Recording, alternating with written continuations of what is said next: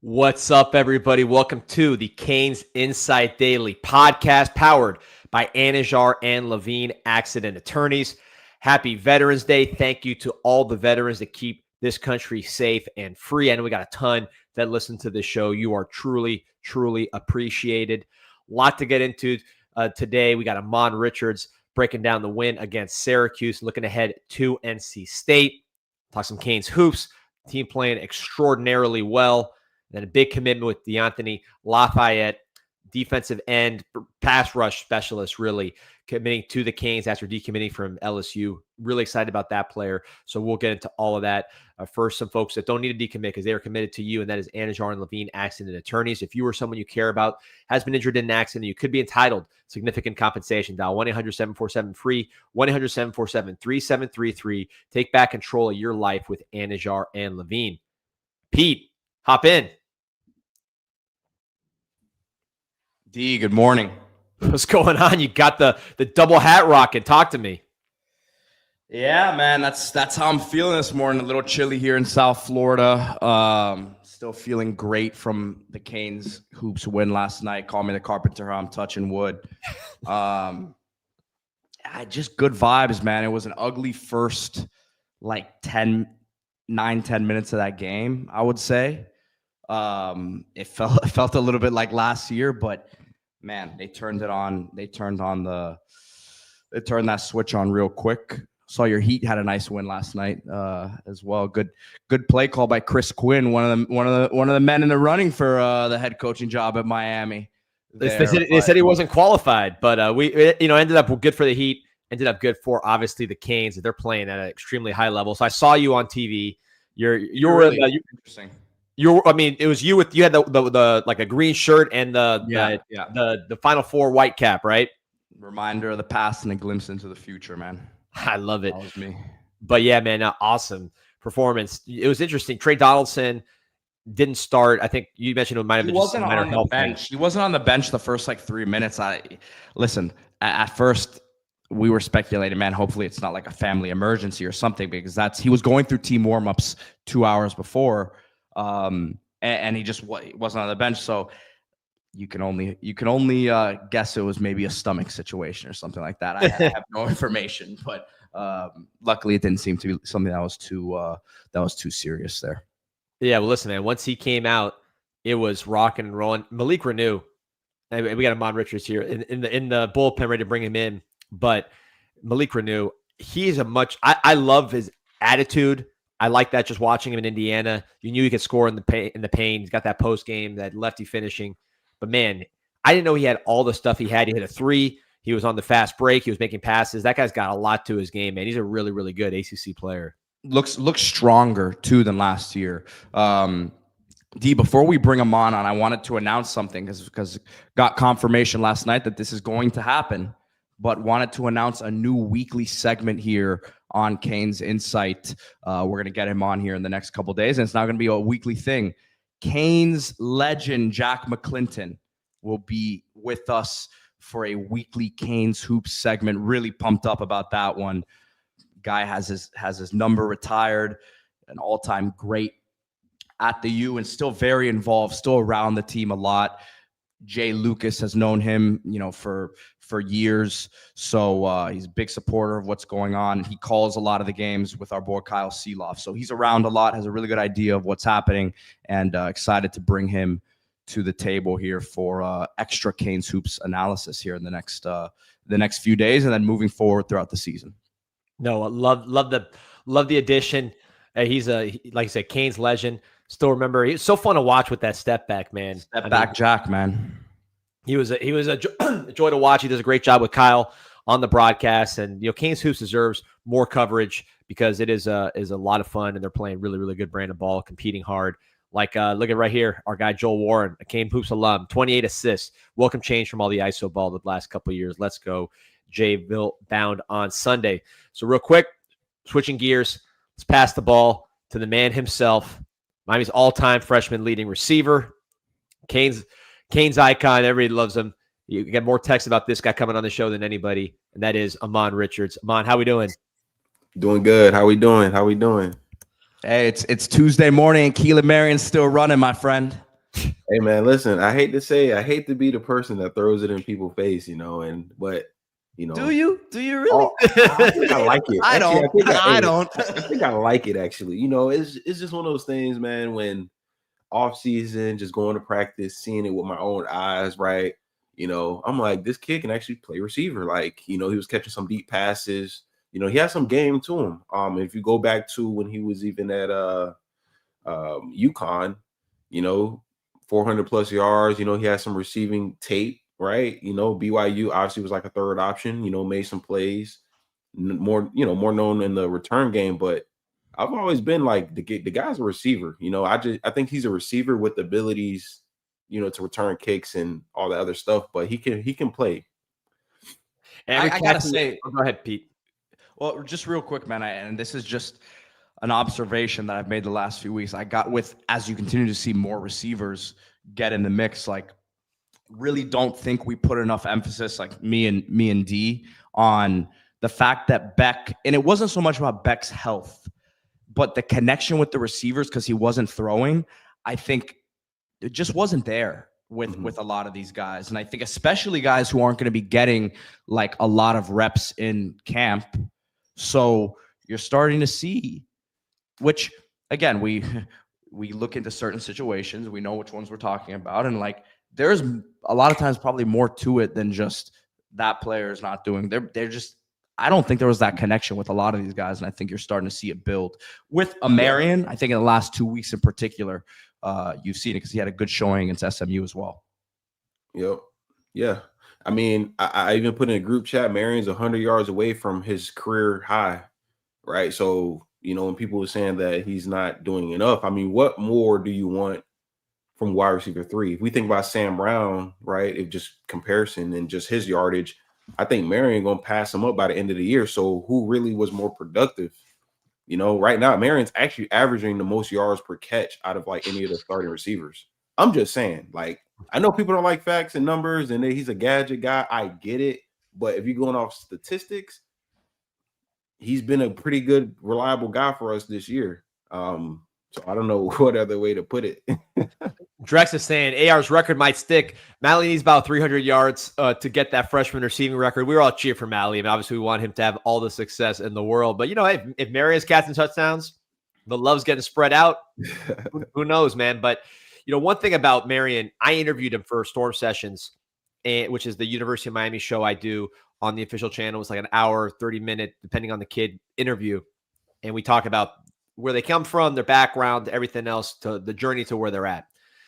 Marion, I usually prepare. I got a lot of questions I got to ask. Some kids, you got to pull it out of them because they're just not used to talking in that kind of environment.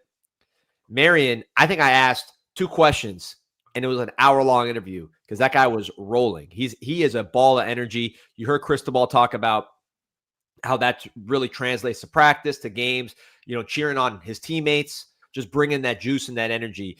You, as someone who's been through those dog days of big-time college football where you're tired, especially now, we're talking about November now, so the season's dragged down some people are hurt. How much does it help to have a guy out there that's that energizer bunny that kind of gets practice and gets the locker room juiced up? You say that one more time, the end part? Yeah. It's just how important is it to have that guy that's like that energizer bunny, that juices up the team? Man, it is very important, man. I was telling people when we went in the portal, right, and they're like, "Oh, we got a lot of young guys, right? Play the young guys. Why we need?" I'm like, you don't understand the importance of having like those older guys with game experience and just those leaders in the room to help these young guys, right? Guys don't come in knowing how to watch film, knowing how to study, knowing how to deal with adversity, how to take care of their bodies. Like, so you learn a lot from those older guys. I always reference guys like Dayall Harris, Braxton Berrios, like those older guys in the room, like, would help us. Stacy Coley was another one, like just give you pointers on how to go about your business. And it's very important, especially when young guys, because you don't know anything, like if I'm Josh Moore, like how do I go from, let's say USF having 2 touchdowns to not really playing since, like, how do you deal with that?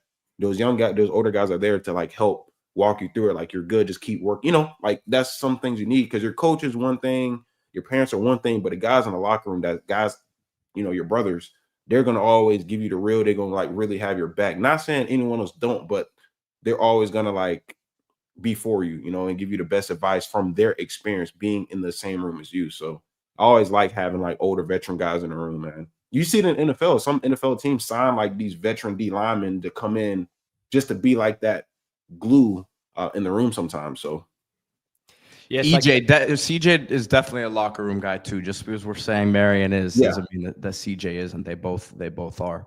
Yeah, for sure. CJ definitely like the guy. Like I definitely was more of a craftsman, a receiver too. So I think in that aspect, I think it's different things. D Money is talking about the energy that he brings, right? And I think CJ, his strength as a receiver is just being a technician, right? So I think that has probably helped a lot of the young guys too. Yeah. Yep. So Anthony Berg talking about there's definitely hope. Our best skilled position players on offense are freshmen. A lot of talent in the freshman room. And I want to bring up a clip. I don't mean to drop the grenade, but we saw Gerard Pringle, who we talked about, I believe, on last Tuesday's show. I know we've been talking about him for a minute, just trying to get him more reps. Dalen Upshaw, a favorite of mine. We've seen him in practice. He's a guy who can do a lot of things. I compared him to like an Alan Hearns type. We saw both those guys make plays. And they asked Cristobal about it at his press conference.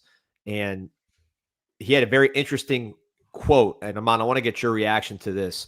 Basically, the question was from David Lake, our boy, was, when that happens and you have a true freshman Pringle, a true freshman Upshaw make plays that help swing that game in your favor, what does it mean for the room in general? And I thought his answer was interesting. So let me play it and then I'll see what you guys think.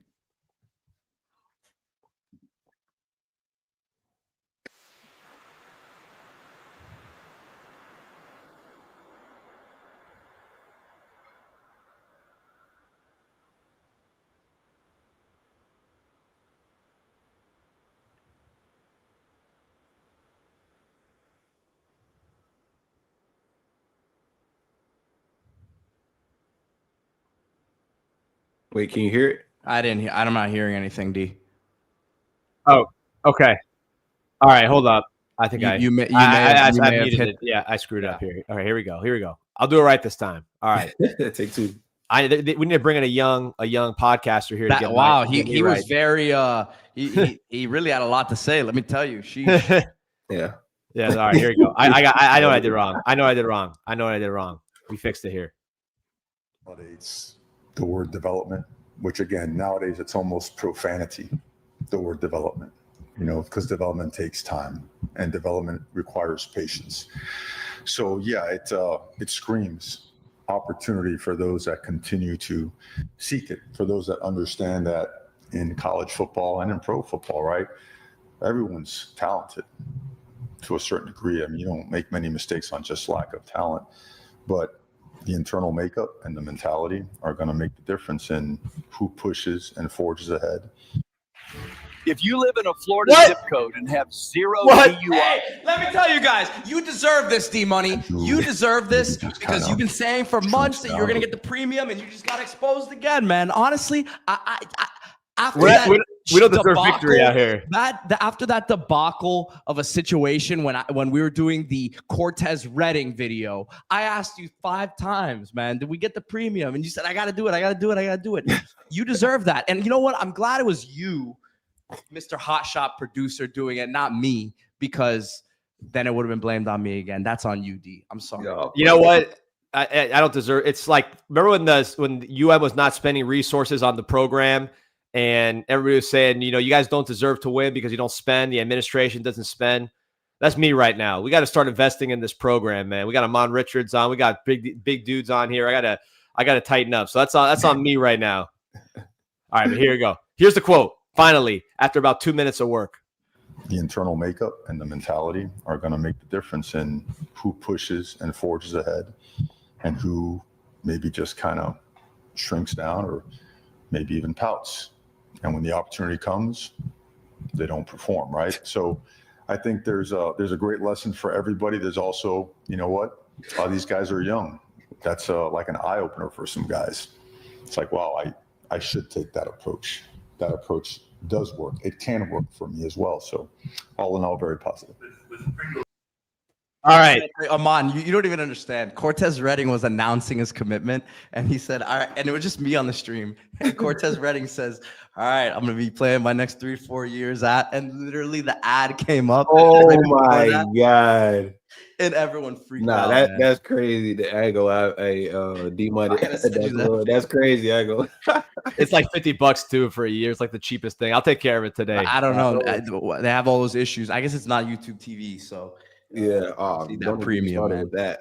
But, all right, but man, you heard that quote. What are you thinking when you hear something like that? Yeah, I mean, I'm good. I think the comments are hilarious, but you know, sometimes like, you know, I think they say Pringle in general was like with scout team, giving the other, you know, giving our defense looks and stuff like that, and then just like I think he's just maximizing the most out of his opportunity, and just going forward, like a guy like him has to play, right?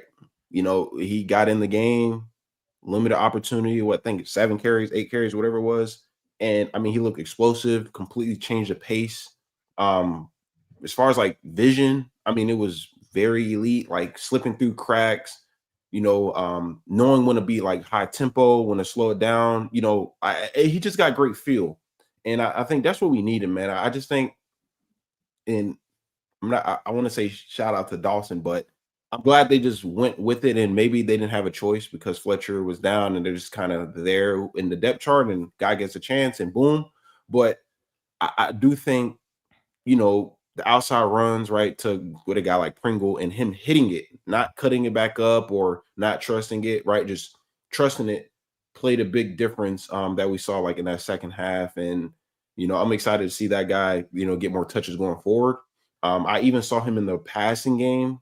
They did like a little flare, like almost like a screen or like a wheel, but just his speed, like it was making the defense like kind of like pause and like, hold on, like we haven't seen this guy do this yet. Let's keep an eye out. And then we hit Josh Moore on a quick slant underneath, you know, and then the next play we run the double pass for a touchdown. So I think he provides like a different element to our, you know, run game that we haven't seen. You know, I don't think Fletcher, I'm not saying they're bad. I'm just saying I think they're two different types of running backs, and what we've been looking for, that explosiveness, we saw it. And when he answers a question like that, where he's talking about, hey, you know, some guys get the opportunity, don't perform, some guys do, and they, you know, they're taking advantage. Do you sense that as, hey, he's trying to put pressure on other guys in the room? Are we reading too much into it? Or do you sense that comment as like, hey, you guys who also want to play, yeah, like you guys got to make plays when your opportunity comes, because these kids just did that and now pressure's on you. Yeah, I see it more as that, like opportunity. Like a lot of guys get opportunity, right? It may be once, twice a game, maybe, you know, 5 times, maybe 10 whatever it is. You still just got to maximize those. We get the chance, whether it's blocking, whether it's, you know, rushing a passer, whatever the case may be, getting home on a sack. If you're a DB, getting a DPU, like whatever it is, you just got to maximize that, and that itself will keep you off the field. Like right now, for example, like going into next game, we can't take Pringle off the field. That'd be damn near malpractice after what we just saw. Imagine he just did this, and then next week he on the bench not playing. It's like you were forced, like he's forcing the coaches to have to play him because he's producing when he does get the ball. Like that's what we want, and any other young guy in college football can do the same.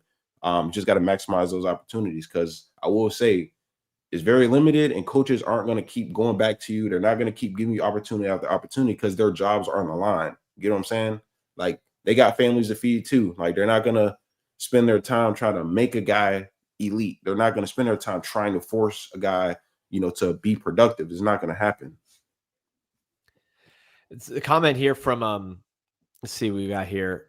Luca Falsetto talked about the evals. Anthony Guandanino saying our evals last class were on point. You look at some of these dudes, man. Upshaw, Pringle, obviously Malachi Toney, Bryce Fitzgerald playing a lot, Josh Moore playing a lot. You got some defensive linemen, Dante Simpson, Herbert Scrogga is getting some reps. I'm leaving people out. Kellen Wiley, we're really excited to see what he can do. But it seems like the young guys in this class, the freshmen, a lot of these guys are playing. There were a ton of snaps for true freshmen.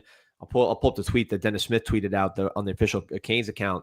But there were a lot of true freshmen playing in that game, which was, yeah, it was a blowout at the end, but it wasn't like Bethune, you know what I mean, where you knew those guys were going to play. Here we go. I'll pull up the tweet right here as we talked about this class. But you've seen these guys going back to spring, where most of these guys were there. You've been seeing Upshaw. You've been seeing Josh Moore. There you go. 269 snaps, 2 touchdowns, 5 tackles for the true freshman.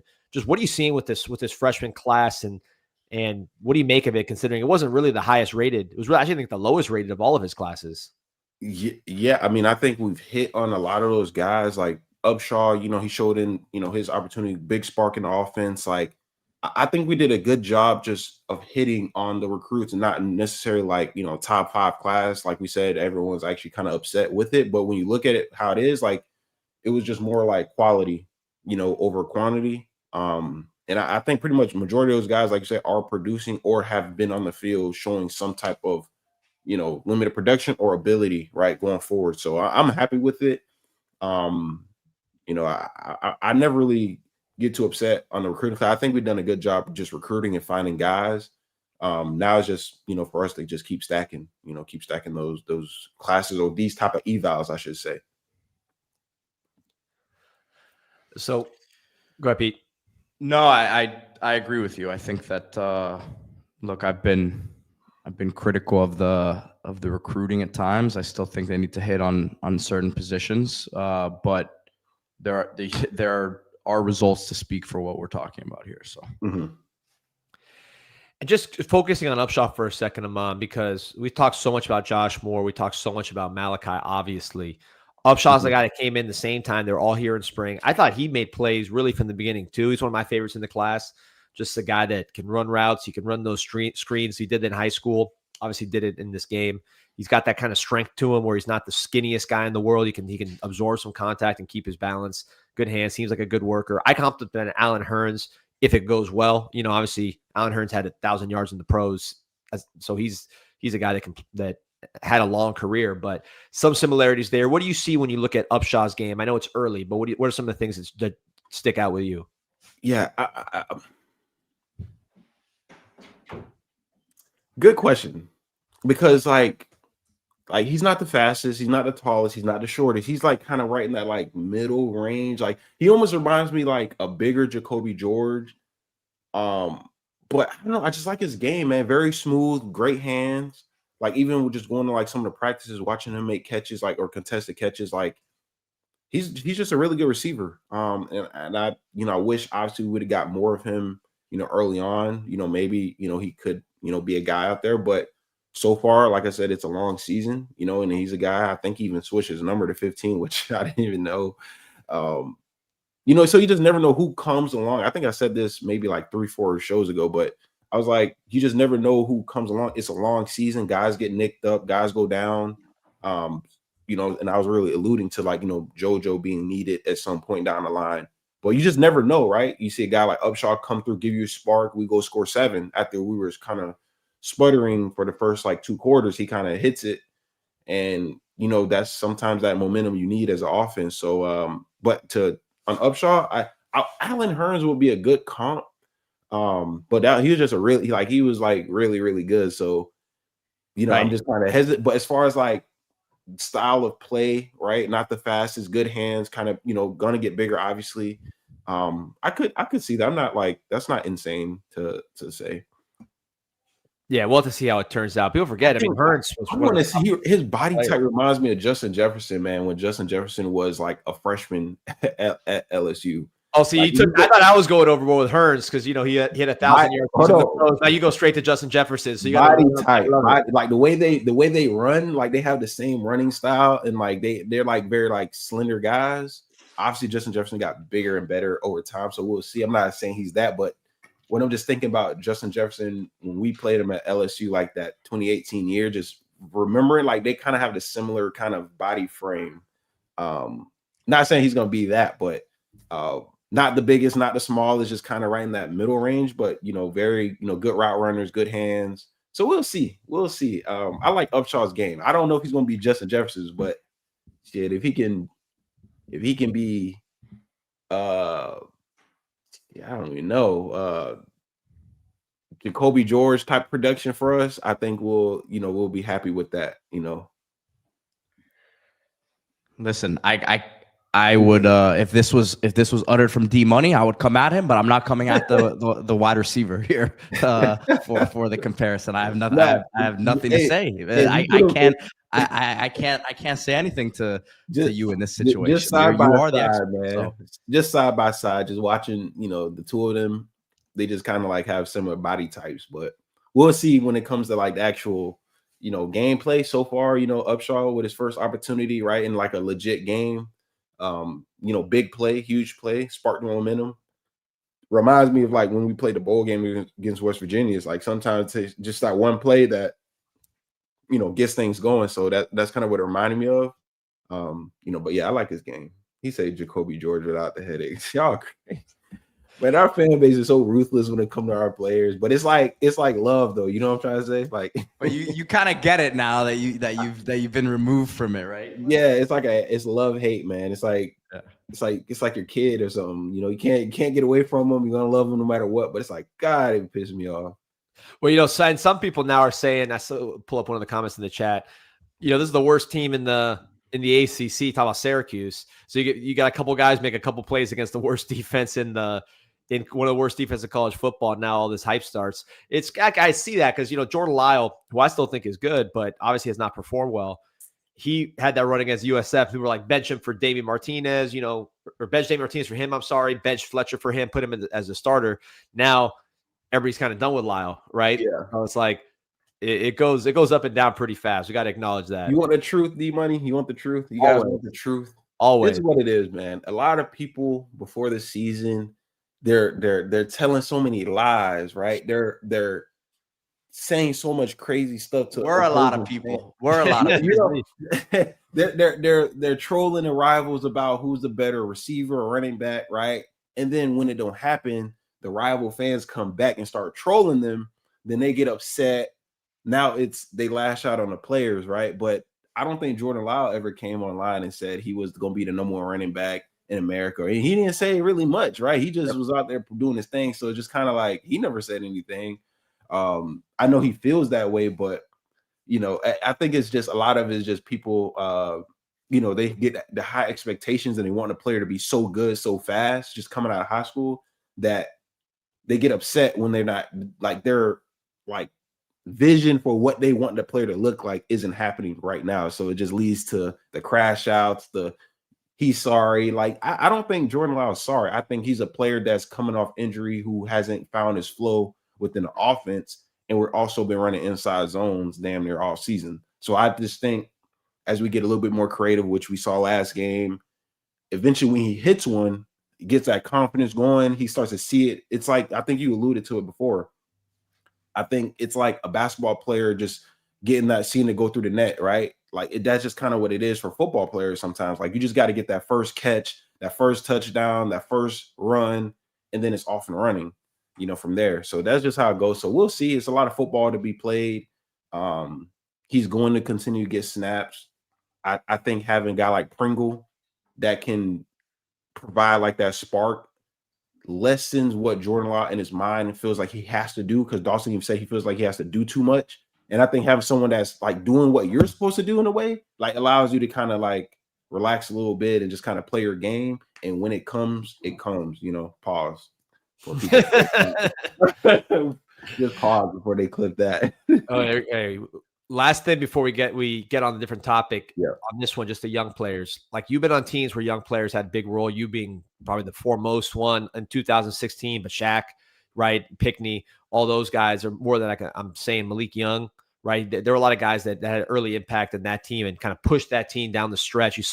You guys were really rocking and rolling down the stretch and had a lot of juice, a lot of energy. You were making a ton of plays towards the end of the year.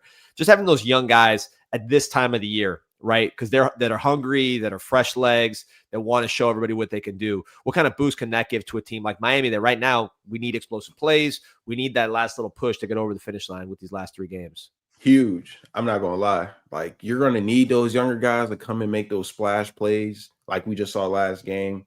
When I think back to like my freshman year and just like towards the end of the year when I started like heating up, having like 300-yard games or whatever it was in a row, like it's more only because like at that point you've established yourself and you earned a trust from the coaching staff that I can make these plays like in these big moments. Like I can be that go-to guy. In the beginning of the season, right? You know, you're thinking Stacey Coley, got David Njoku, Braxton Berrios.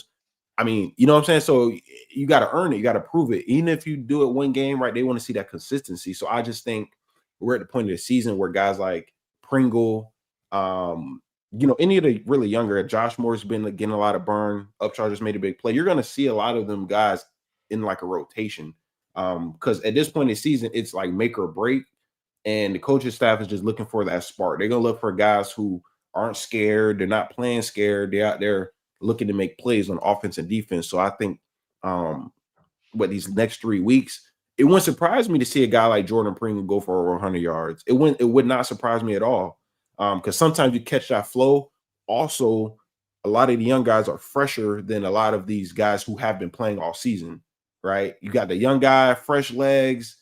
He ain't been beat up, right? He didn't go through Notre Dame and Florida and USF, and he didn't go through that that gulag right there, you know. Hold on. I gotta cut you off because our boy, I love Juan Manuel, but he's been commenting this a lot. Like, no, but here's the thing. Like, do you think Gerard Pringle as a top 5 to 10 back in the country did not get paid a lot of money to come to Miami?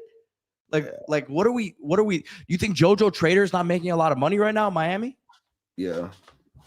I don't want to pocket watch, but I know I think he making a good penny though. JoJo is so.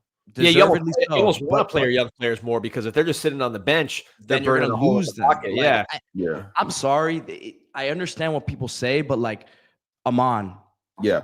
You're around, and obviously it wasn't this way when you were playing with the NIL, but like, it's a bit different to me. It's the NFL. You got one team owner who's paying the bills, who says, man, I gave this guy a contract. Yeah. It's a way different thing. Like the boosters, I legitimately think just want to see the team win. They don't really care how it happens. They can say after, hey, we maybe paid this guy too much. Yeah, but I really do not think it's happening like that, bro. Not in Miami. Like, I honestly, I get what it looks like, and I think someone just mentioned like DJ Lagway, right? Like they're forcing him to play because of NIL. And to be honest, like that could be true, right? It could be, but it's kind of like when you're like the face of the team or you're like an impact player, right? It's very hard for a coach to just give up on you, right? These coaches have feelings. They got time bought in, like a lot of energy. Like you're with these people every single day, looking them in their face. So it's hard to just be like, nah, we know you suck, but because we got to pay you NIL, right? You're going to start. Like, it's not really, like I said, it may play a small factor, but it's really, to me, not the determining factor. You know, if we're looking at our own team, like Carson Beck, like you could say, oh, Carson Beck was playing bad in certain games or whatever the case may be, but he wasn't benched because overpaying him, you know, 4 or 5, whatever, millions of dollars, right? It's not that. It's because he's literally the best quarterback we got on our roster, and he gives us the best chance to win. Like sometimes it's just that's just what it is as well. You get me? So, you know, I get it's the easy thing that people like to troll about and stuff like that. Like he say Sam Brown, right? Look, who was supposed to play last year? Thank you. That's kind of what I was gonna say. Like I'll say it for you. Who was supposed to play last year? Yeah, I can't think. You know, Horton was starting and Sam Brown was rotating with him. And to be honest, if we're gonna be honest, like receivers, they're running 30, 40 yards down the field. You're gonna get tired, so you're gonna need some type of sub or rotation. And we're just hoping that he came in and made impact plays. Because we didn't know what Horton was going to be coming into the year. We knew he was developing, right? He could be the guy you don't know. So you bring in that competition and then let them battle it out. And then we saw Horton eventually took over, you know. But you know, Sam Brown, if he ran a little bit faster, he would have been good, you know. What's the cap, EJ? EJ says stop the cap. What's the cap? No, I don't think it's cap. I think you're right. You're right on, Pete. I don't think it's cap, though, to be honest with you. Let me switch gears here because I want to ask about the offense and something that happened at the end of the game, towards the end of the game, second half, right? So we got a lot of comments from people saying you had to use trick plays to blow out Syracuse, which had the worst offense, worst team in the ACC. And there's some truth to that. I mean, I wish we were just running straight, you know, runs up the middle duo and taking those 70 and didn't have to worry about it. But at the end of the day, there were points put on the board. Dawson had a very interesting quote in the press conference, the NC State week press conference, the one they did yesterday on Monday, where he said, part of the reason why we did that, because we've had those plays for a minute, is we kind of needed to start having fun, right? People are having fun on those plays. They see Carson Beck scoring a touchdown. They see Malinois scoring a touchdown. They see Mally doing his thing at quarterback. Like, that brought a lot of fun to the sidelines. We saw it on TV. We saw it in the stands. What do you make of that idea as an offensive player that, like, listen, there's talent, there's technique, there's play calling, there's all these things that are very substantive, but there needs to be some sort of like fun element and good feelings to really play loose and free sometimes on offense when you get stuck in the mud and get stagnant. Is there something to that? Because Dawson talked about it. Yeah, I mean, just being out there. Like, I remember 2017, we played Virginia at home, and we damn near couldn't do nothing for the first like 1-2 quarters. Defense was, getting stops, but eventually we're down like 14-0 in the blink of an eye. And then we did like a double move, right? I caught a pass. We got to the red zone, lost a guy, right? Got the momentum going, and we started rolling. So yeah, sometimes like I wouldn't even call them like trick plays for real. I mean, it is a trick play, but we didn't need it to score. How I saw it was we needed that spark, right? It was a perfect opportunity. And you know how we take shot plays? People say take shot plays after a turnover. Well, it's the same thing on the offensive side when you have a big play, right? You go for the kill. And we've been asking our coaching staff to be aggressive and, be creative. And then they did that, So, yeah, I mean, I was impressed. Like, I liked how we ran. I like the timing of it as well. I know he said we wait for like the perfect opportunity, down the distance, yardage, hash mark, all that stuff, which is very true. But we struck when it was opportunity. It was like a snake. Like we were just waiting, and it was like, let's just pull it out. Let's give ourselves that confidence. Let's see our guys celebrate. Because I can't remember the last time we celebrated on offense. Like I literally can't. I can't remember the last few games. Like I haven't really seen it, right? It just seems like we've been going through the motions. Everyone's just kind of like not really feeling it, right? We've seen Beck obviously upset, with whether it's play calls or just the flow of the offense or the mistakes. But we got a spark. Guys are celebrating. He was cheesing from here to there. Guys running around, jumping up and down on the sidelines, doing their handshakes again. Like, I like that because it shows me like they're getting that confidence back. They're gonna start believing again. And when you start believing, man, you start executing. I will say that when you believe in something, you want to execute it. And that's what we saw early in the season, whether it was inside zone or whatever. And then I feel like we kind of stopped believing in it. And then now I kind of saw that again, at least in that second half. Like, I saw, guys like hitting their blocks, doing their assignments. Malachi Tony, damn near, he had quarterback running QB draws, and I was like, okay, I can rock with this, right? I can live with this. Whether it works or not every play, I can live with us trying to be different. And I wonder if we use Malachi at quarterback more. I know it sounds like just kind of Madden, PlayStation kind of talk, but you heard, and they were talking about in the press conference, I think Dawson was the one talking about it, saying, Mally is a real quarterback. Like, he actually makes throws and he makes reads and he plays it like a quarterback. I saw him in high school in the state championship game. He was like 17 for 17 at one point, and he wasn't out there throwing screens. He wasn't out there running around. I mean, he was playing like Cam Ward style, just dropping back, running around, throwing it down the field. So I don't know. Maybe this is something that's not necessarily, it's not a staple of your offense, but it's not quite a trick play either, where you start giving this guy consistent touches with the ball in his hands and trust him as a decision maker, right? Because he can make decisions too. Talk about Beck, right? No, Tony. I'm saying with Mally. It chipped out on more snaps. You saw what Dawson said about him too yesterday, right? So what I'm saying, like, if you could, but he was talking about that, but the actual throws. Well, it's not just the decisions. He was saying like he says like watching him before practice, just throwing the ball around, like he can make certain throws that aren't just getting vertical. Like he can contort his body and make right.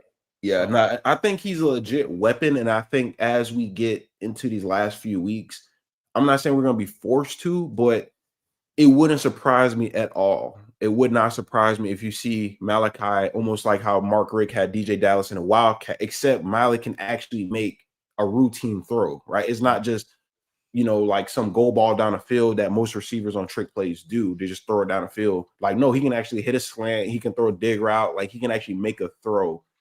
So I'm curious to see what we do off of this, Yeah, because it's like, so many receivers, and you've seen it, or running backs or whatever, skill position guys, when you call a play for them to throw, it could be covered, and 9 out of 10 times that they're letting that thing go just because they're like, man, I've been waiting for this. I think Mally's the type of guy where if it's covered and it's not there, he's going to tuck it or throw it away. Like you feel comfortable. D-Money, in Little League, I was at quarterback for a game because my quarterback broke his arm the first play of the game. And let me just tell you, do not put me at quarterback, brother.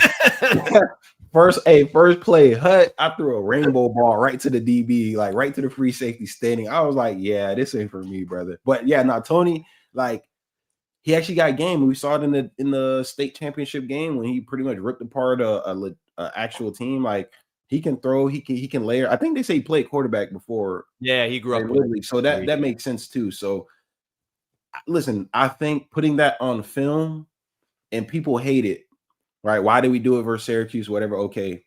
But that's something that the next 3, 4, 5, 6 teams, they have to at least game plan for, and that's at least more homework for them to do versus on the look, what personnel we ran it out of, like all that stuff. You're just giving them more stuff to look at versus duo, inside zone.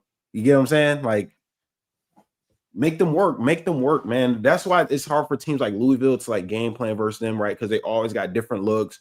Georgia Tech, they're shifting 24/7 from one formation to another. Like, you just making the other team think and work. And when you make a team think and do extra work, they play a little bit slower, they're a little bit more hesitant, and then we're able to strike, Yeah, it's like I think back to the 2001 Hurricanes, and we had a pretty simple offense and defense, right? Randy Shannon was basically like, like Tampa 2, like he replaced a man under, just 2 safeties back there. He had, as Pete runs out here, taking care of Honey, his dog, I'm guessing.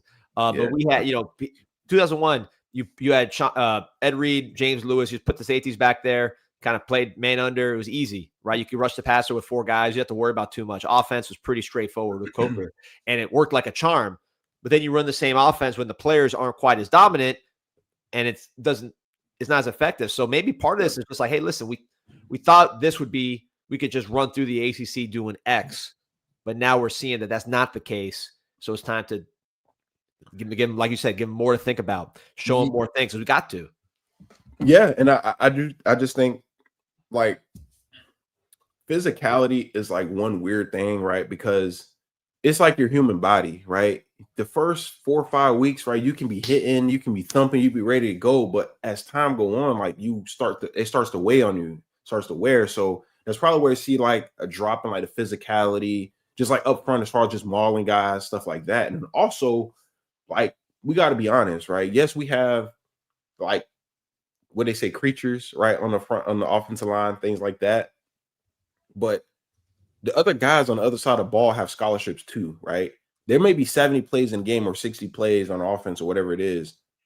You're not going to pancake the guy in front of you, even if he's at a smaller school. You're not going to run the man over 70, 60 times in a row. It's not like, that's not going to happen. You're going to make a mistake. You're going to whiff, right? You may get beat every now and then. Like, so I do think that's kind of where we're getting frustrated, where it's like, look, we can't just line up and run right up the middle.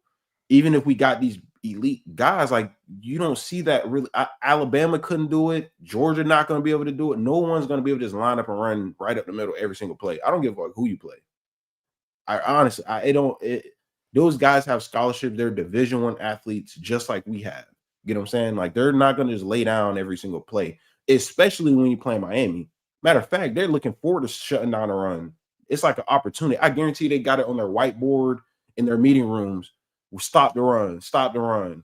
That's all they, and they're it's like the kamikaze or whatever you call it, the suicide bomber planes, whatever. Yeah. It's like they're literally just, if you watch Louisville and how they were attacking the run game, like, dudes are flying downhill, just running through faces. Like, they didn't even care whether they made the play or the teammate made the play. Like, they're just being disruptive all night. And that's kind of like the formula I've seen from that game, is that teams are literally just like loading the box and just running through faces, trying to stop the run. Like, that's all they care about. So I'm glad that we started going outside, making teams think, being a little bit more creative on the, receiving concepts, got Mally at quarterback, throwing passes to Beck and the offensive lineman. I'm glad, because now going forward, teams understand that, hey, they're actually adjusting, they're adding in wrinkles. So we can't just play 100 miles per hour downhill now. Like, we got to at least play a little bit somewhat respectable, because they have a lot of other plays off of this stuff now. So let's pump the brakes.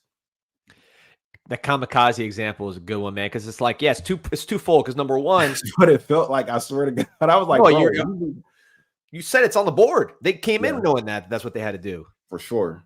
and they didn't want to get embarrassed. You know, their manhood's getting questioned, so they're ready to prove what they can do. Like you said, Yeah. it's like there's two things. Number one, if you hit them with a play action when they're flying forward like that, you can make an explosive play. Number one.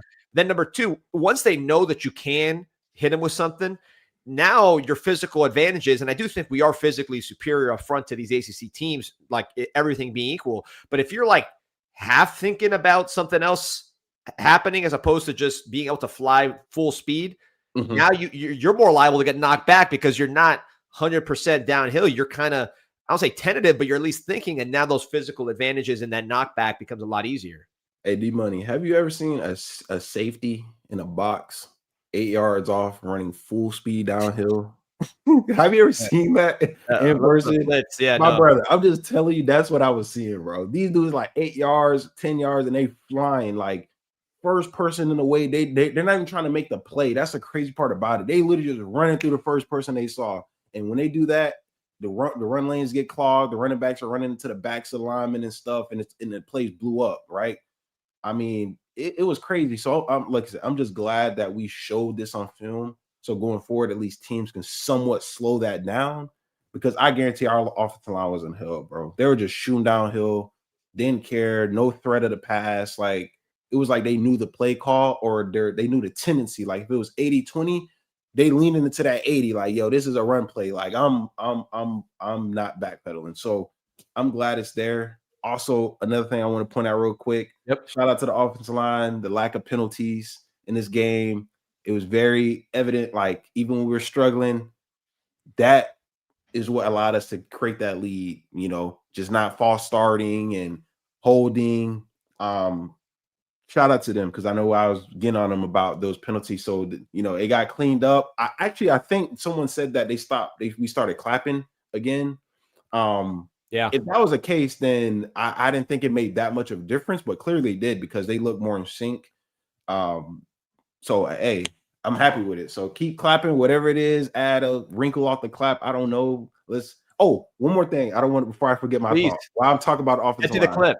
If the coaching staff is listening to this, when it's 3rd and 2, 3rd and 3, can we like run a play where we don't have a play and just try to draw the offsides or something? Can we just add that in there just a little bit? Just when it's 3rd and 2, 3rd and 1, when they know we're running up the middle, can we just do like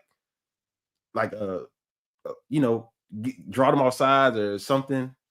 Going 3, just throwing it out there, right? I would like to see that added in there. I saw that in the NFL game the other day, and I was just like, damn, like, these motherfuckers jumped twice. I was like, we should add that in our little playbook, you know?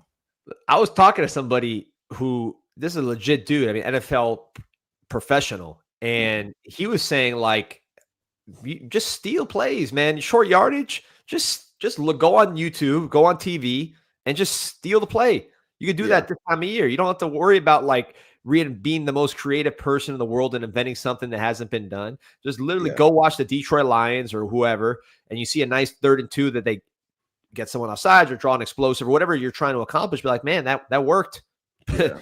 You mean, how long does it take to draw that up and steal that? And then, you focus on that, and that's the play. That caught my attention, because we're so used to hearing about these offensive coordinators being like the geniuses of the world. And they're like, you ever see that movie Beautiful Mind? Remember that movie Beautiful Mind, where it's like the guy seeing all the pictures and stuff on the wall, like all the math equations and stuff. Like, it doesn't have to be that complicated. You can just see a play and just steal it. Yeah, no, I agree. And I think we run a lot of formations, like pro style type of formations. So yeah, hey, listen, if we get into the nitty gritty of the season where you're going to need those explosive plays, you're going to need those wrinkles, you're going to need those, advantages, I should say. So, like I said, I know we're getting on Dawson. Everyone's getting on Dawson. So I got to give him credit, man. Shout out to Dawson, right? At least in that second half, coming out, being creative, showing something different. And whether you did it just to shut the fans up, or you did it just to, make sure the team is getting that momentum. Whatever it was, it worked. So I would like to see us, obviously coming up, good team in NC State. CJ Bailey coming in, right, looking for the upset, looking for the ruin our season, send us home packing. But I'm curious to see what we do, how we respond, how we start. Are we going to start faster this week? Are we? I don't know. Got to stay tuned, I guess, on the next episode or something. Did you guys see Dawson say that Cam Ward texted him after the game saying you finally called that play for CeCe? I wonder if he's texting him, man, I miss you. I miss your offense, man. I think he's probably stuff like that too. I miss that O-line. I saw that. I saw that he was like, pretty much, shout out to running the play. So yeah, I mean, to be honest, there is a lot of plays. Like I remember Coach Rick himself, like he had a whole bunch of like trick plays, even the one where I threw a pass and we never called them in a game. So that is true. You do hold a lot of plays only because, like, I think he said it himself, like it's high risk, high reward. Like if it doesn't work right, you look crazy. You look like, why did you do it? If it works, you're a genius type of thing. And I think he just rolled the dice and was like, whatever happens. And I'm cool with that. I can live with that. I can live with them trying to be creative. I can live with them attempting to do double pass or moves or whatever the case may be. I can live with that. So let me ask you something, because you're a person. There's a comment from George Blissett in the chat. I want to get this to you because this to me speaks to your 2016 offense. So he says, I feel the offensive line is not protecting as they did for Cam last year. So it's interesting. You look at the stats, and I'll pull them up real quick here. But basically, in terms of the sack numbers, we're getting sacked a lot less with Carson Beck, right? He's not getting sacked at all. I think we're number 7 right now in sack percentage allowed. Basically, like what percentage of the time you drop back, you're getting sacked. We're at 2.7%, number 7 in the country. Last year, we weren't bad, but we were, let's see where we're at, 31, 4.4. So almost two times as much sacks for Ward and Beck. Now, the big difference I see, and I promise you I'm going to get to the question, is, Ward will run around and take a lot of time.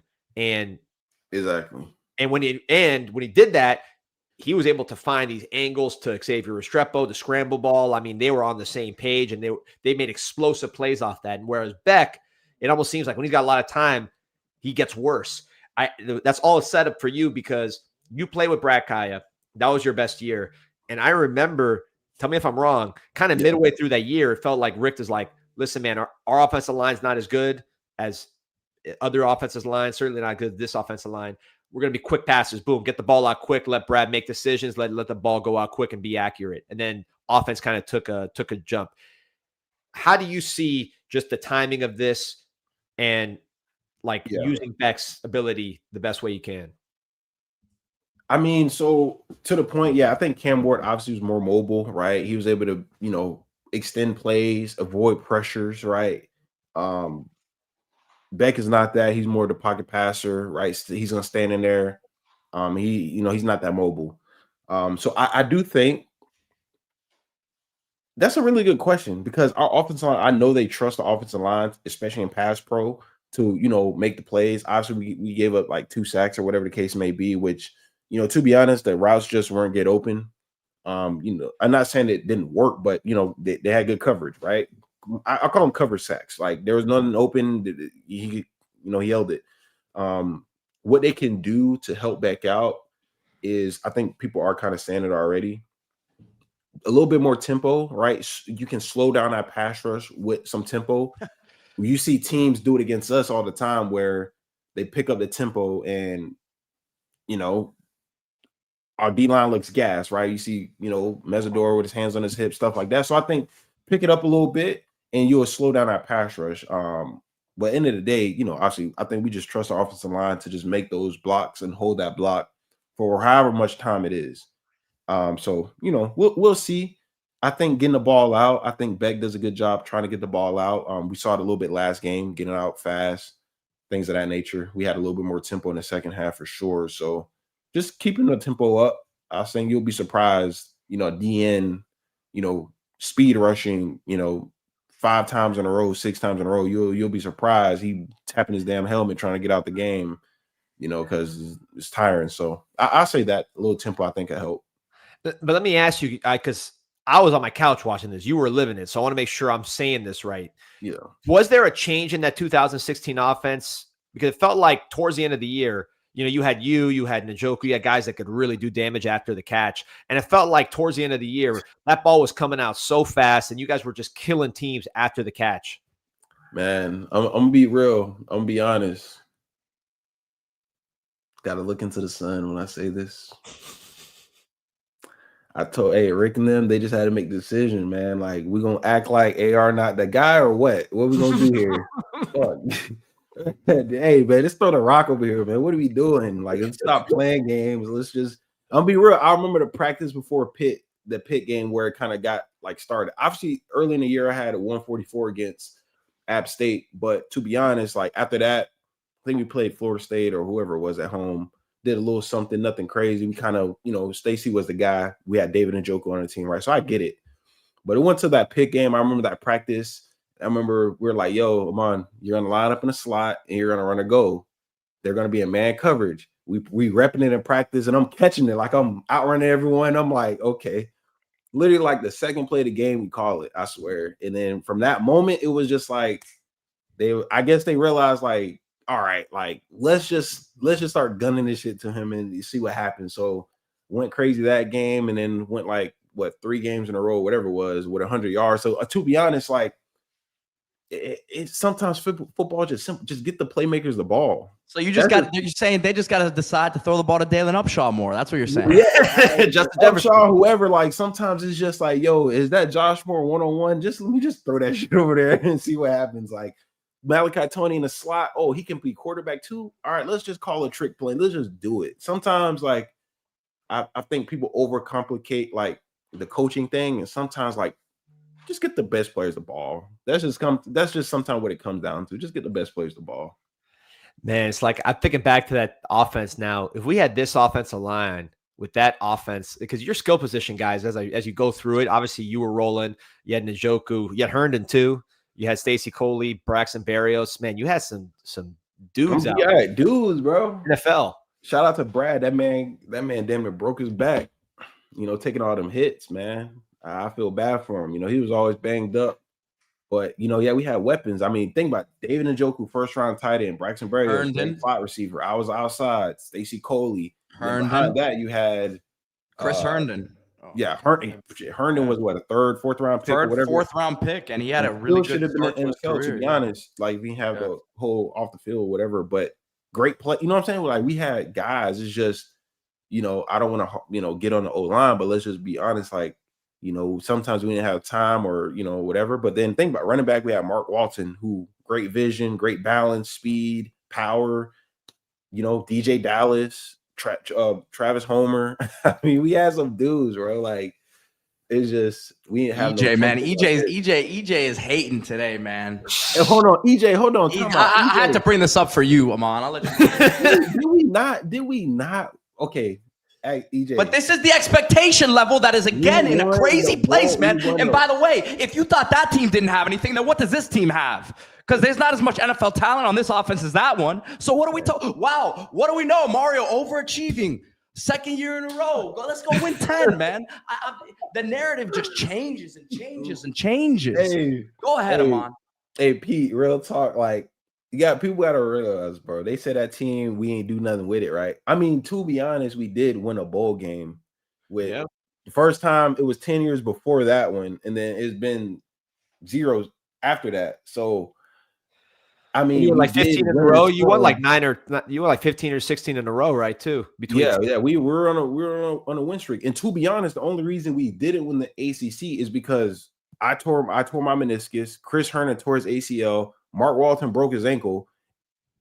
Like, brother, our 3 like top producing players didn't even play in a game. And you guys carried that into the next season, which set the stage for the best year that we've had since last year. Wow, amazing. How does that work? And who's the man leading the program, man? Let's go, man. Hey, Cristobal over here, man. I'm crying, but nah, man. I think we're in a better spot. To Pete's point, obviously the expectations is changing as the season goes on versus how it started, right? And to be honest, like I'm not mad at it. I'm not mad Vegas, at it though. Vegas had us at 9.5 wins, man. The expectation to me is 9 or 10 wins. That's They fair. get 10. But to me, like my expectation changed once I saw what we did those first 5 games. That's when I was like, hold on. Based on what I'm seeing across the country, like we can roll with any team, top to bottom. Like, well, let me not say bottom because we'll lose the goddamn SMU now. Hold on. But those top teams, like I'm like, yo, we can roll with those Ohio States. We can roll with them. Like we can really go in a body-blowing match and we can hang our own because I've seen it against other top teams. So that's where I think our expectation changed. In my opinion, to be honest, and it's the craziest thing, Miami never has a problem when we're playing like a great team.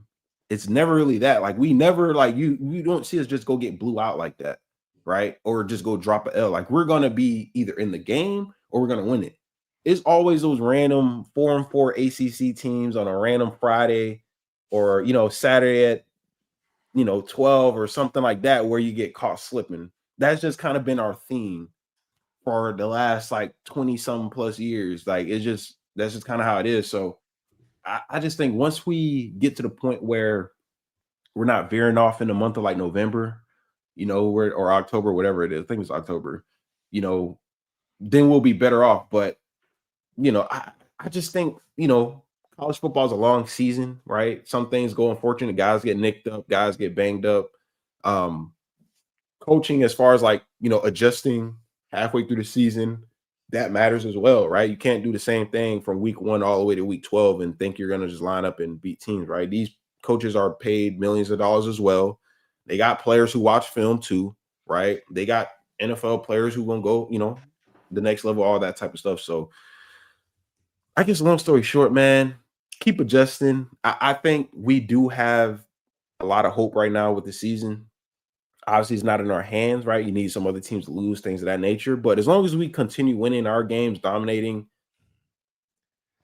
after Pitt, let's just see where we fall. That's how I see it. Let's just see where we fall. History is in our hands, my friend. There's a lot in our hands. History, 22 years is in our hands. What is it, Pete? First time in 22 years that you win 10 games back to back. History is in our hands, my brother. History is in our hands, my brother. Dude, a lot of people saying, "Oh wow, the coffee kicked in, that energy drink kicked in." I don't know how many more episodes you guys need to watch. This is me. This is who I am. That's fair. I respect it. Listen. Hey, you got a valid point. We haven't won back-to-back 10. Listen, Ahmmon, you've known me for a long time, man. This is not an act, man. Now, listen. I think us getting into the playoffs would do such great wonders for us. Just internally, I feel like if we get into the playoffs, it's like getting over the hump. That's how I see it. You got to get it would be like, okay, we finally cracked into that next realm. We got a taste of it. Let's continue. Because right now, our realm is literally winning an ACC championship. Like, that's like us cracking the ceiling. And it shouldn't be that way. You know what I'm saying? Clemson won it a million times. FSU won it. Pitt won it. Like, Duke won it, I think, at one point. So it's just kind of one of those, like, I feel like, I don't want to say we're past that because we haven't done it, but I would just like to see us crack into like that whole new realm of college football playoffs. And then from there, if we get in, let's see what we do with that type of competition. And then I get a real idea of what they say trajectory and that type of stuff. You will get a real sense, right? When we're playing them real games in December, January, where we are as a program. So, Gross comment here from Kyle. Miami's averaged 7 wins the last 20 years. It's disgusting. Oof. Ahmmon didn't. Ahmmon was 9-10. But yeah, before we let you go, Ahmmon, by the way, we got almost 1,300 on. You got paused again earlier when you were rolling. Dominic says pause. Drex says big pause. Breaking backs is crazy. You guys were out there breaking backs. They had to give you the big pause on that one, second of the day. But before we let you go, just we got NC State.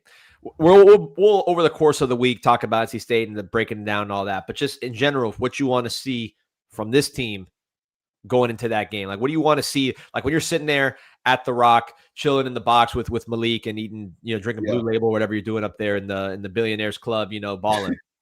Like, what do you want to see from us? Like, what's going to make you feel good in the first couple quarters when you watch this team? Creativity, right? Execution. And just like I said, just the low penalties, right? Just no pre-snap penalties, right? I can live with a face mask every now and then, or like I don't know, maybe roughing a pass, something like just where it's like you're trying, like the effort is there, right? And it just happened. But just limit those pre-snap penalties on offense, and not jumping off sides on defense. Limiting those, man. Like I said, I think it was like 10 or 12, and we were like, if we cut it, Dawson said we cut it in half, we win the game. Well, we cut it in half, we won the game. So just keeping the penalties low is my number one thing, and then just a little bit, continue being creative on the offensive side of the ball. Just outside runs, getting the playmakers the ball, a little bit more tempo, and I'm good. I was impressed with what I saw. That those honestly, the first 2 quarters, I think we're trying to do that. Like we're moving the ball. Just those sacks kind of ended those drives, and we kind of couldn't get things going. But that's all. I saw what I needed to see personally, and I think there's a lot more there. I think it was kind of like scratching the surface of something. Like, okay, let's try it out. Syracuse, right, an inferior opponent, right? Let's try these things out, see if they work. Oh, they work. Let's build on that. Let's continue building on these outside runs. Let's build on inside runs and blocking it up better. So I'm excited. That's what I like to see, those things. Yeah, tempo, no penalties, or limit the penalties, I should say. Yeah, and just effort. And I think we've been seeing the effort. I don't think we've ever questioned the guys like not trying.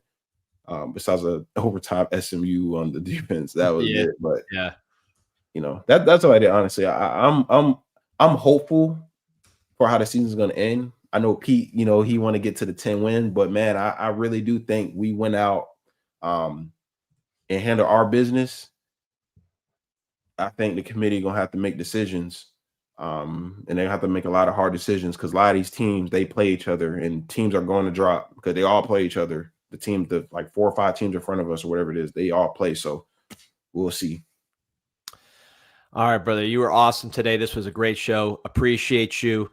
Be good. We'll see you next week. Hopefully you celebrate another win, man. Yes, sir. I appreciate you guys. I'll be out there, man. Go Canes. We're going to get this dub. Go Canes. Later, Mom. That was an awesome one. That was an awesome one. So after we take care of NC State, what I'm going to be doing, going back to my fridge, popping a nice BUZZN, BUZZN, drinkbuzzn.com, 50% off your first order. Use code FIRST50. Choose your chill, man. You'll be celebrating after this big-time win, all this creativity, all these touchdowns, all bubbles, no troubles, no hangover, all hang, no hangover. Pop some BUZZNs. You get them you can order them at drinkbuzzn.com to your house, wherever you're at. Or if you're in South Florida, go to Big Daddy's Liquors. They got them by the crate out there all across South Florida. Big Daddy's Liquors. Get your BUZZN, BUZZN. That's drinkbuzzn.com. Also, we got to shout this one out because he is working very hard for the Canes. I posted that picture, Pete, with my son and DJ Khaled and Irvin, because they all went down in the field. My wife was there with all those guys, and it was a fun event, hanging out with shout out to Nicole Khaled, one of the coolest people ever. Anyways, so they were all on the field, all the families, and all these celebrities, president of the school. And then sure enough, what celebrities out there on the field saying hi? The OrchidMan, ORCHID, man. You could have your DJ Khaled, you could have your Michael Irvins. The real celebrity on the sideline is the OrchidMan, ORCHID, man. Florida.com. Landscape artisans, Palm Beach all the way down to the Keys, making your landscape maintenance easy.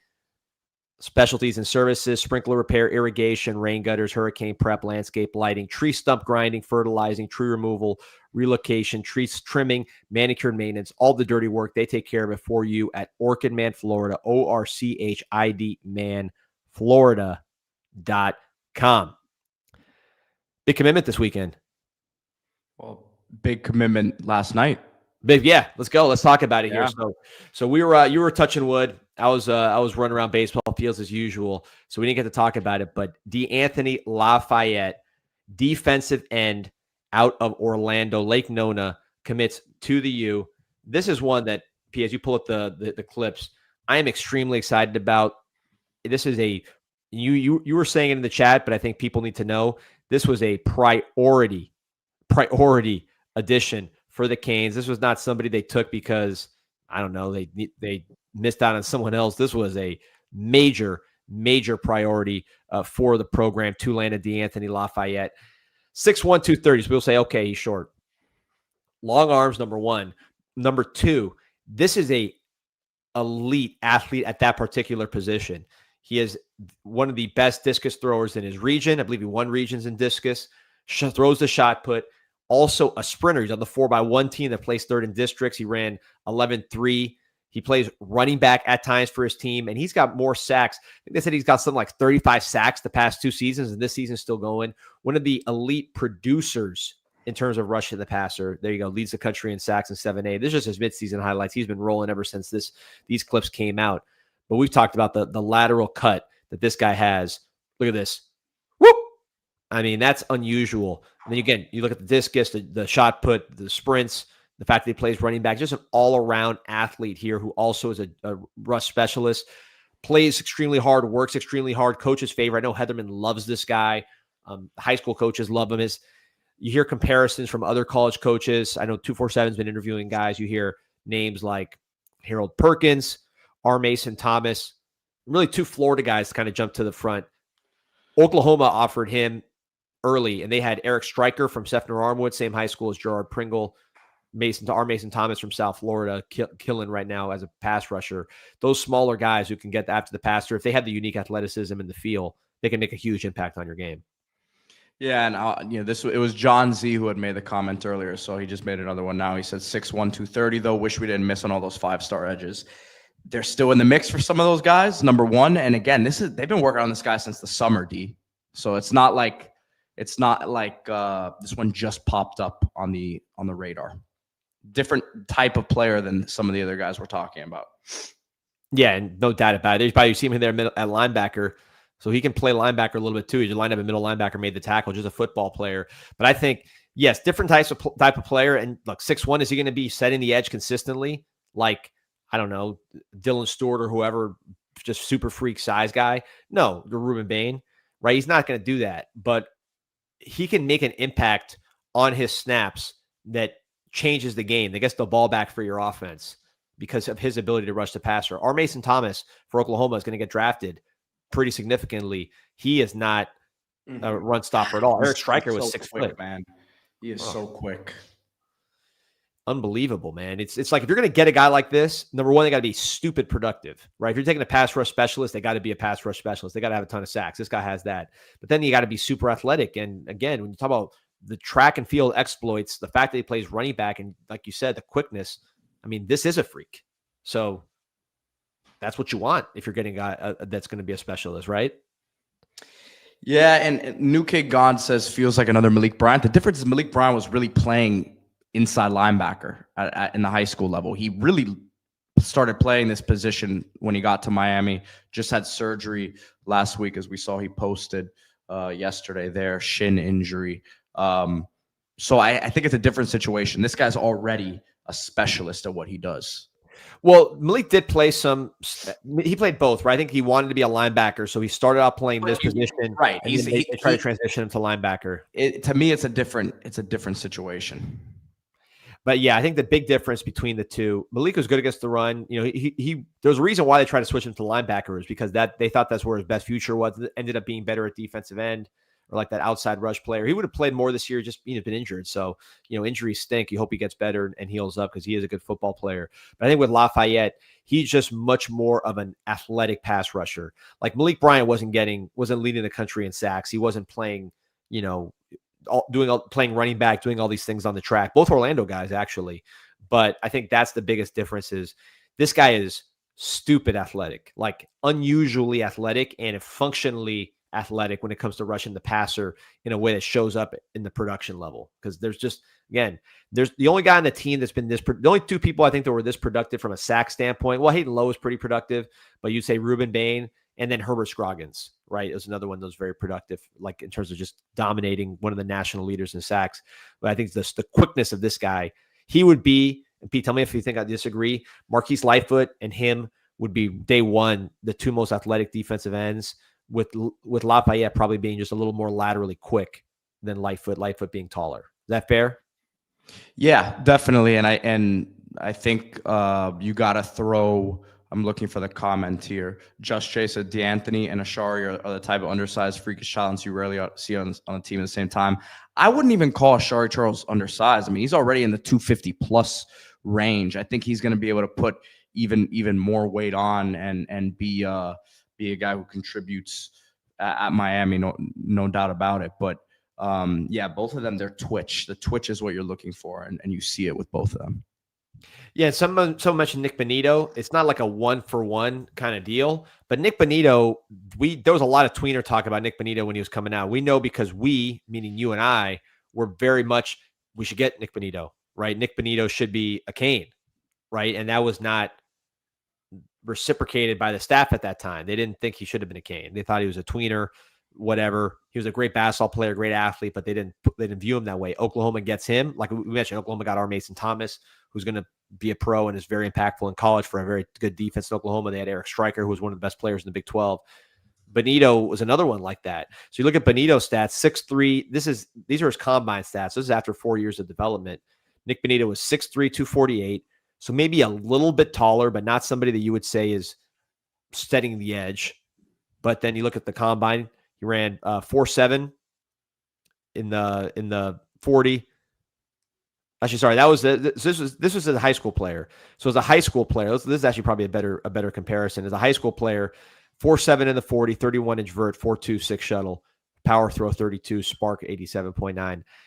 I mean, Lafayette, I'm pretty sure is going to be in all those ranges. He's running 11.3. He's probably in that 4.7 range on the 40 at least. His shuttle's got to be off the charts with the way he moves laterally, and his power throw is probably even better than Bonito's because this guy's a district champion in the discus and someone who competes in the shot put. So I'm not comparing him to Bonito. Saying he's going to. Well, let me say I'm not saying he's going to be Bonito, but I think if you look at Bonito, Stryker, or Mason Thomas, he's in that family. And guess what? Venables in Oklahoma really wanted him and tried to get him. Yep. Big fan. So I like these labels. He has all the sacks and he goes pass rush for no sack. And it's just all his pressures. But if you watch so let me pull up Pete while we're talking about him, because I want to bring this up because a lot of coaches have reached out and said, hey, make sure you're seeing this, which is we talked about the lateral quickness and the athleticism this guy plays with. This guy's actually a running back. Like, it's not just like he's built like a running back, like he's quick like a running back. Like, this guy actually plays tailback. I need to get the Huddle premium so we don't have these Huddle commercials here. But there you see number 8 right there, lined up in the backfield. Nice and easy. And if you watch his runs, it's funny. Like, there's a lot of clips of him. This is just one game, one recent game. Wow, man, he is that inside move is like unstoppable because he can get outside of you with his speed, and that inside move is so quick. But here, I mean, look at this guy playing running back. Look at the balance. See that spin move? Looks like that 27 back you tried showing me the other day. Hey, listen, big backs need love too. But look at that. This guy's inside move is unstoppable, man. Teams are so worried about, or offensive tackles are so worried about his outside move and his speed rush and his bend. That inside move is just killing him. But yeah, look, I mean, you see him. This is just one game, and look how much he's impacting the game as a pass rusher and then as a runner. Then look, straight power rush. So he's showing you different, just in one game. He's showing you the different things he can do. He can go outside, he can go inside, then he can go right through. And then, maybe if we need a running, we could use a big back. Mario's might be watching, is getting some ideas. Look at that. Look at the balance, man. Look at this dude dragging people. Hopefully not. Well, Malador got a touchdown. You never know. Yeah, he did. How do you rank this guy, Pete? Like, in terms of like in this class, like, do you see him as like a solid guy? Do you see him as like an impactful guy? Like, just where do you? I think he could be very impactful. I think he could be very impactful. Yeah, I think he could be really, really impactful. I gotta see how the body develops. But if he's a legit 230 right now, he can put on 10, 15 pretty easily, I would say. Now, how does he move with the added weight? We'll see. Eric Kane says, wait, they ran a counter out of shotgun. Send that to Dawson. Anthony Gonzalez. I don't know if he has any relation to the original Cuban player first rounder before Mendoza, Anthony Gonzalez, the receiver from Ohio State. Were you too young for that, Pete? Do you remember that guy? No, I remember him, the number 11. But you're also wrong about that. Was Ralph Ortega not? You're right. He's the original Cuban, top 5 pick of the draft, right? You're right. Buck Ortega's dad, another NFL player. Come on, man. Yeah, you're right. He was at the board in Cuba. I had to hear about that, whatever it was, the late 60s Gables team. My dad used to tell me about that because when the Northwestern team in 08 came around, and I was a big fan of that team. Where we roam, go Bulls. All I heard from my dad was, man, that's the 68 Gables team. You had 2 first round picks, whatever. Ralph Ortega, man. Don't forget his greatness. Yeah, great call. Now I'm actually looking at it. So he was the 29th pick of the draft, Ortega. But they had another guy who was a top pick, I believe. So I don't know. There was a Cuban receiver for Florida at that time. I think he might have also gone to Gables. I forgot they called him the Cuban Comet or something like that. Yeah, the Cuban Comet. Yeah. There was another one of those guys. There's like the legends that we all hear about all the time, man. It's like there's not that many. Although now Mendoza is changing that, and hopefully some of our own guys, because too many of these guys going Big Ten. Mendoza at Indiana, Anthony Gonzalez at Ohio State. We need some here. Jason Lopez, man, I'm gonna keep hammering that. But stay there. Steven Smith says, "Love those '60s Gables teams." My dad's talk about it all the time. So before we get off Lafayette, because we're talking about Lafayette here. Before we get too far off track, 5 Ring says, "Badass football player. Canes are lucky to have him. He's a steal." LM talking about Pringle. Yeah, Pringle Armwood guy. I mentioned Eric Stryker, who a lot of people comp DeAnthony Lafayette to. He was an Armwood guy that went to Oklahoma. So nice to start getting those guys stay at home. Kellen Wiley, another one. Let's just put the junior highlights of DeAnthony Lafayette. So I want to correct something, Pete, because I know you were correcting in the chat as we watch the junior highlights here. Like people were saying, oh, this is like a backup plan to XYZ. That's not the case at all. Like, you know this because you talk to people. I know this. As you see, look, these are national rankings and stats, and you see where he ranks. This is listen. We can debate in a few years whether or not he should have been prioritized, but that's how they view him right now. They think he's a top 10 pass rusher in the country with this skill set, and they're not going to pass on that guy because he's maybe an inch below what you'd want. Right? And you watch that's. Go ahead. No, that was what I was saying. You're watching these highlights. So I'm watching the first 3 rushes, all sacks, outside rushes. He's getting outside and bending with his speed. I saw an outside spin. There's another one. So it's funny. You're watching his junior film. You're watching all these outside rushes where he's able to get outside, use his speed and bend. He had a spin move outside on one of them. Then you watch all of his senior film that we watched first, and he was killing guys with the inside. There he is with the inside move again. So I think it was Coach Cool who used to talk about, really, you only need a couple moves. You need a go-to move, and you need to counter off that. Von Miller talks about it all the time, too. Yeah, I mean, this guy's got this guy going outside with his speed and bend is going to be tough to deal with. And then that lateral quickness to the inside is like really unusual. So put those two together with the motor and the feel. He's got long arms. He could finish, obviously, when you're national leader in sacks 2 years in a row. 3rd and 7 and above.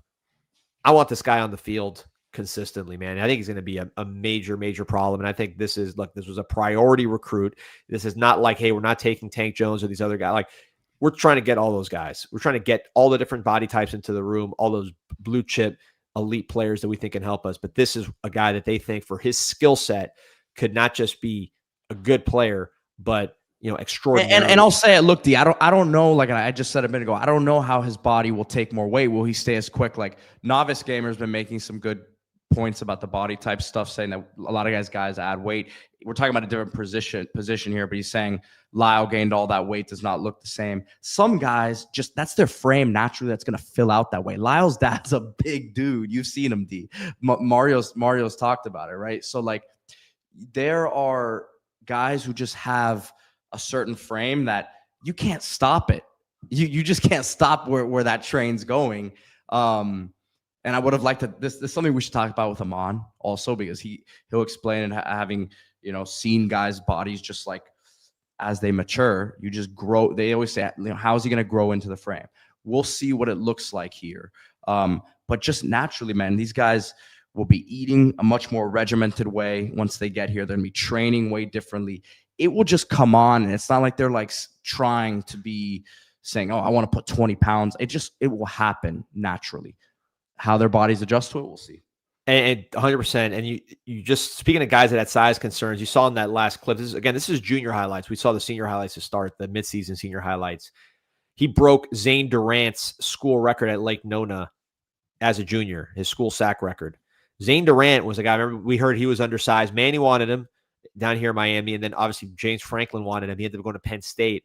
Really, really good player for Penn State as an athletic, maybe somewhat undersized, but freakishly athletic. I think he also played running back too, similar in that way. Defensive lineman. So Zane Durant is not the comp I would use because I don't think he'll be an interior player. I think he'll be an outside player. But I think the fact that they went to the same school, it's a similar trajectory where you say, okay, yeah, this guy is not the tallest, but the athleticism is so freakish. The impact is so good as a pass rusher and his explosive presence that he'll go to a Penn State like Durant. He'll be committed to an LSU like the Anthony Lafayette was before the coaching staff left. Oklahoma will be after him. Like this is like not big time schools are after guys like this despite their height because they're just so athletic and so impactful. D, you said Manny wanted Zane Durant? He did. What happened? He just couldn't land him? Couldn't land him. Shocker. He coached him at Penn State when he went up there, so he was able to get him that way. But James Franklin, and he can't coach. That's a double whammy. So, anyways, here's some special teams. I'd like to see that. I mean, this guy can move in the open field. We said this up top, but it's worth saying again for everybody tuning in. 94 Canes alum. Thank you to all the veterans. Happy Veterans Day to all who served, keeping this country safe and free. You are extremely appreciated, man. And we have a ton of veterans that listen to this show. I cannot thank you enough for all that you do for this country. Yeah, and Nashville Can, another one. Bain was a higher rated recruit, but he was not a 5-star because of his height. He's going to get drafted top 15 and be one of the best college football players in the country. So another one, you look at Bain, the height was the problem. He was heavier than Lafayette, more powerful, probably not as fast, but the height held him back theoretically from a high ranking. And we know how that turned out. He was a dominant player, which, by the way, he was in high school, a dominant sack artist in high school. Sack production tends to translate to the next level, especially when it's coming off of some of the moves this guy's doing. We're just beating guys, one-on-one and finishing. I mean, that's a sticky stat. High school to college, college to pro. We saw with Bain, didn't matter how tall he was. We saw R. Mason Thomas, and now I think we're seeing it here with D'Anthony Lafayette. Big time pickup. And before we get off this topic, Pete, we said it. We did the video last week. Actually, it was yesterday. We said, I did the bank on Sunday. I said, keep an eye out. It was Saturday. I dropped the bank and I said, we're going to go on a little run here. I listed J.J. Dunnigan. I listed D'Anthony Lafayette. I listed Isaac Chukwura. I listed Logan Nagel. And I said, we continue to work on a Blake Stewart.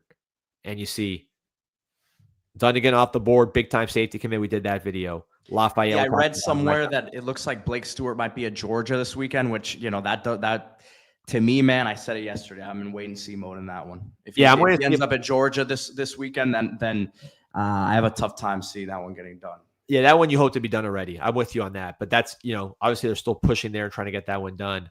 But then Logan Nagel, I think great shot. You get him from Pitt. I think it's a great shot. You get Chukwura, Penn State decommit. And it's like, look, these are the schools that are getting these guys and turning them into studs. Penn State's producing these studs that we say, why don't we have those guys? Pittsburgh's producing these guys on the defensive line. We say, why don't we have one of those?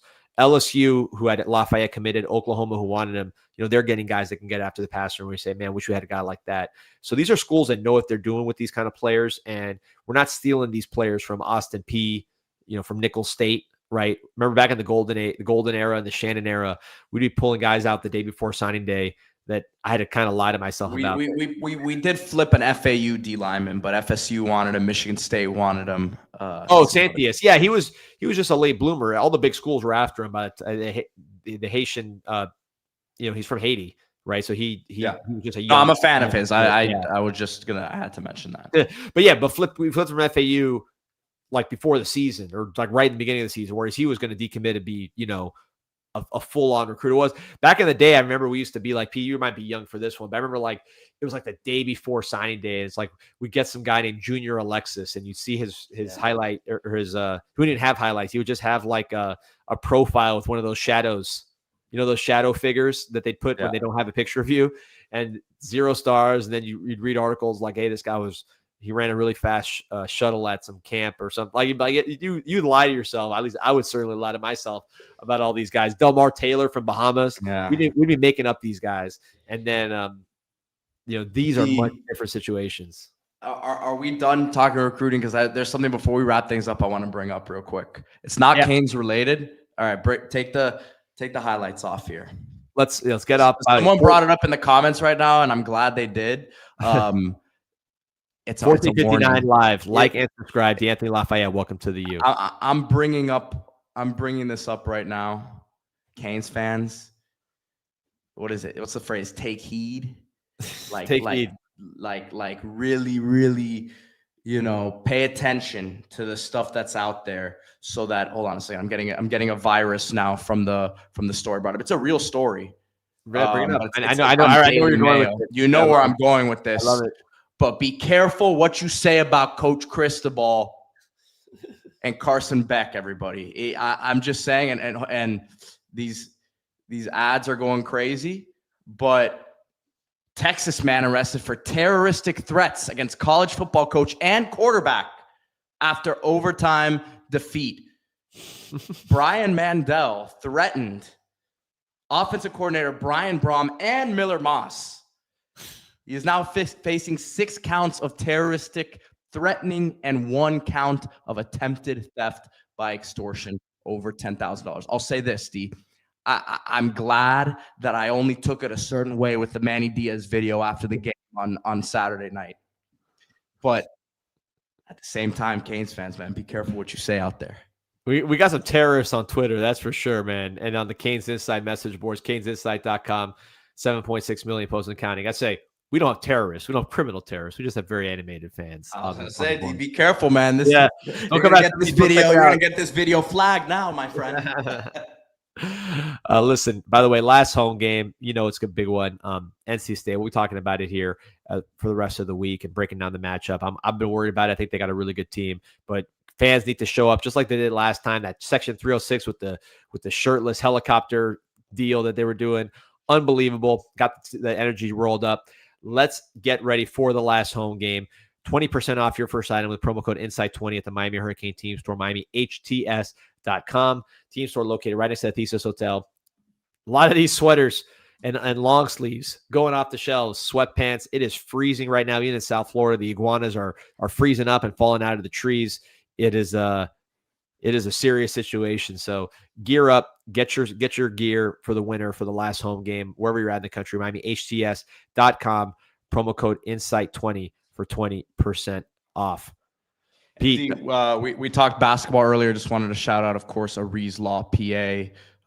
All of our basketball coverage sponsored by Aries Law PA. Check out AriesLawPA.com. Schedule your free consultation for your estate planning needs, wills, trusts. These are not things we like to talk about, but it's a necessity. Protect the people and assets you value most. Plan your future. Schedule your free consultation. Experience you can trust. Aries Law PA. Milan's about to leave this chat the block hot. LM, appreciate you, man. Yeah, it was a fun show today, man. Ahmmon was awesome. I got a couple questions before we let you go because I want to talk basketball real quick because we cut it off when Ahmmon was in the lobby. But first of all, the iguanas. Have you ever seen one of these frozen iguanas? I don't think people who are not from South Florida understand just how big and how tropical and how many iguanas there are in South Florida. They are everywhere, and when it gets cold, they freeze and fall out of trees and land on people. Have you had that experience? I grew up on the lake there. Shout out Lake Catalina, and we had a lot of iguanas, but not so much in trees because they would, right across from Tropical Park, walk over. Between there, they like to be underneath the kind of by the water underneath the dock. So they weren't hanging out in the trees at my house. So I never had a situation like that I've seen them fall out of the trees. No. Yeah, they're not dead. They're just kind of preserving their energy so they can get through the the cold. LM said it feels like 37 this morning. There we go. Neighborhood. Oh, it is freezing. LM broke it down though. He said, I had a frozen iguana in our backyard. My wife called me, and then 30 minutes later he was gone. Yeah, man, they freeze up like to save some energy, and then once they get the burst, boom, they're out of there, man. They're like our offense. We were kind of frozen in that first half against Syracuse and against Stanford. Then boom, wake up and do it. We need a fully live iguana or some sort of lizard or snake for the 4 quarters. I thought I heard Ahmmon throw a snake reference in there, saying we gotta strike quick like a snake. I was gonna bring up your constrictor analogy, but I didn't want to ruin his flow. So we definitely need that quick strike snake here. We can't constrict against NC State. Nope, certainly not. All right, last thing before we go, because I do want to touch basketball because I thought it was an awesome game. Nashville says, excited about B-ball team, had to stay healthy. Scary look without Trey on the floor. Yeah, that first, was it 5 minutes or so before Trey really got rolling? We came in the game. We were down a little bit. So we were down like 17-11. I will say, I think Dante Allen's going to continue to be more comfortable, running the show. We've already seen he had and I mentioned the game one. I was like, he looked a little bit nervy in the first game, but I'm expecting him to get more comfortable. Has been on the ball a lot more. True Washington has handled it and kind of played point in his absence for the first few minutes, but I think Dante Allen will continue to get more comfortable. And Trey is going to be, the heart and soul of the team in terms of the ball in his hands and getting to the paint, being able to initiate offense. But I'm very, very satisfied with how that ball's moving, man. That ball does not stick, man. And it's a very balanced offensive effort. Malik Renew leading the way last night. But I just think as you continue to see Timothé Malovich 4 of 6 from 3, that was great to see. Looked good too, going through the net. It's a nice shot. Yeah. So it's funky, not much rotation on it, but it's a tough one to block. I mean, he's 6'8", 6'9", and he has a pretty high release. So it's you really, and then you got Noam Dovrat, the Israeli sniper, his first action. I think still getting his feet underneath him a little bit, but 5 assists.